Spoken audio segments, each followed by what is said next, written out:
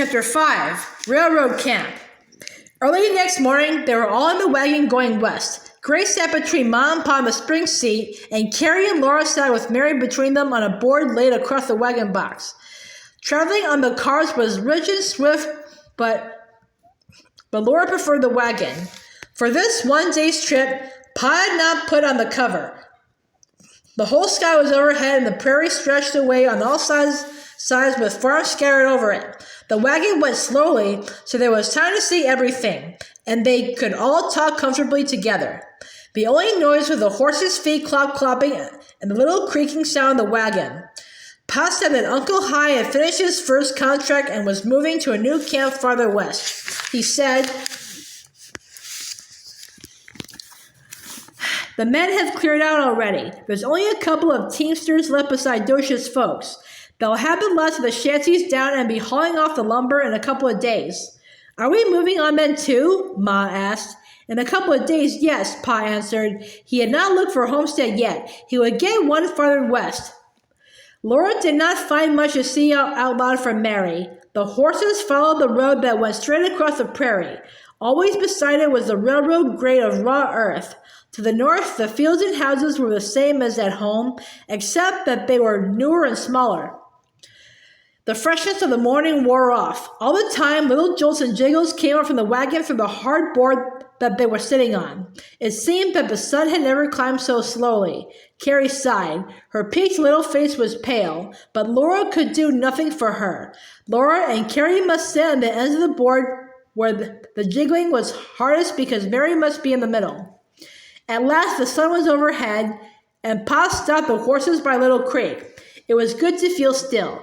The little creek talked to itself. The horses munched their oats in the feed box at the back of the wagon, and on the warm grass, Ma spread a cloth and opened the lunchbox. There was bread and butter and good hard-boiled eggs, with pepper and salt in a paper to dip a bitten eggs into.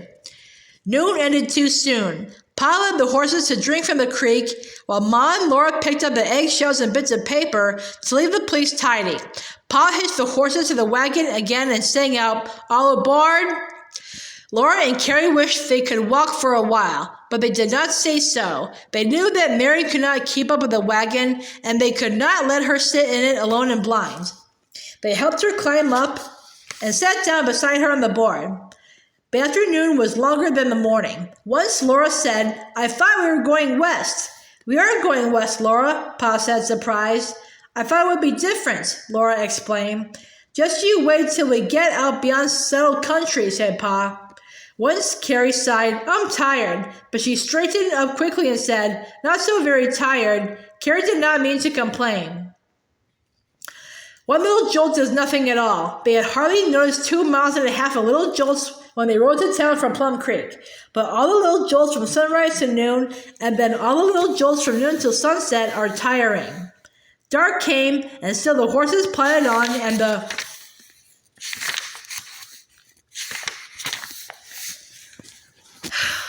wheels kept turning, and the hard board went on jarring. Stars were overhead. The wind was chilly. They would all have been asleep if the jolting board had let them sleep. For a long time, nobody said anything. Then Pa said, "There's the light of the shanty."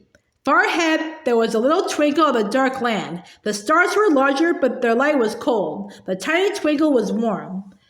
"It's a little yellow spark, Mary," Laura said. "It's shining from far away in the dark to tell us to keep on coming. There's a house there, and folks." "And supper," said Mary. "Aunt Dosha's keeping supper hot for us." Very slowly, the light twinkled larger. It began to shine steady and round. After a long time, it was square-cornered. "You can see it's a window now," Laura told Mary. "It's in a long, low house.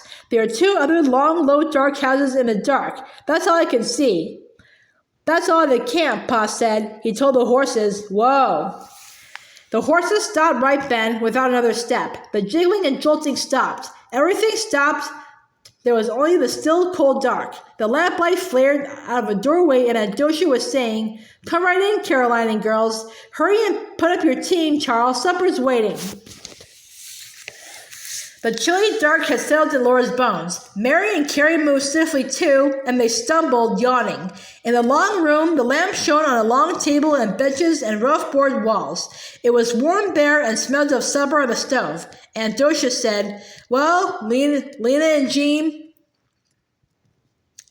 aren't you going to say anything to your cousins?" "How do you do?" Lena said. Laura and Mary and Carrie all said, "How do you do?"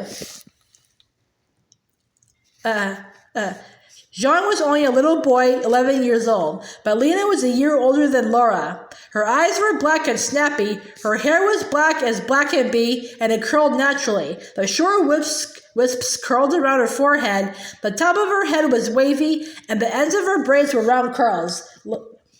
Laura liked her. "Do you like to ride horseback?" she asked Laura. "We've got 2 black ponies. We ride them, and I can drive them too. John can't because he's too little. Pa won't let him take the buggy, but I can, and tomorrow I'm going for the washing, and you can come if you want to, do you?" "Yes," Laura said, "if Ma'll let me." She was too sleepy to ask how they could go in a buggy for the washing. She was so sleepy that she could hardly stay awake to eat supper. Uncle Hi was fat and good-natured and easygoing. Aunt Dosha talked very fast. Uncle Hi tried to calm her down, but every time he tried, Aunt Dosha only talked faster. She was angry because Uncle Hi had worked hard all summer and had nothing to show for it. "He's worked like a nailer all summer," she said. "He's even worked his own teams on the grade, and both of us saving and scrimping and pinching till the job was finished, and now it's finished and the company says we owe them money. They say we're in debt to them for our summer's hard work, and on top of that, they want us to take another contract, and Hi takes it. That's what he does, he takes it." Uncle Hi tried to calm her down again, and Laura tried to stay awake. All the faces wavered and the voice raveled out thin, then her neck jerked her head up. When supper was over, she staggered up to help do the dishes, but Aunt Dosha told her and Lena to run along to bed. There was no room in Aunt Dosha's beds for Laura and Lena, nor for John. He was going to stay in the bunkhouse for the men, and Lena said, "Come along, Laura. We're going to sleep in the office tent." Outdoors was very large and dim and chilly. The bunkhouse lay low and dark under the big sky, and the little office tent was ghostly in the starlight. It seemed far away from the lamplit shanty. The tent was empty. There was only grass underfoot and canvas walls sloping up to a peak overhead. Laura felt lost and lonesome. She would not have minded sleeping in the wagon, but she did not like to sleep on the ground in a strange place, and she wished that Pa and Ma were there. Lena thought it was great fun to sleep in the tent. She flopped down right away on a blanket spread on the ground. Laura mumbled sleepily, "Don't we undress?" "What for?" Lena said. "You only have to put on your clothes again in the morning. Besides, there aren't any covers."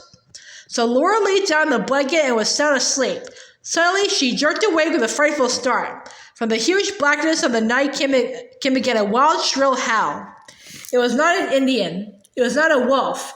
Laura did not know what it was. Her heart stopped beating. "Aw, you can't scare us," Lena called out. She said to Laura, "It's John trying to scare us." John yelled again, but Lena shouted, "Run away, little boy. I wasn't brought up in the woods to be scared by an owl." "Yeah," John called back. Laura began to stiffen and fell asleep.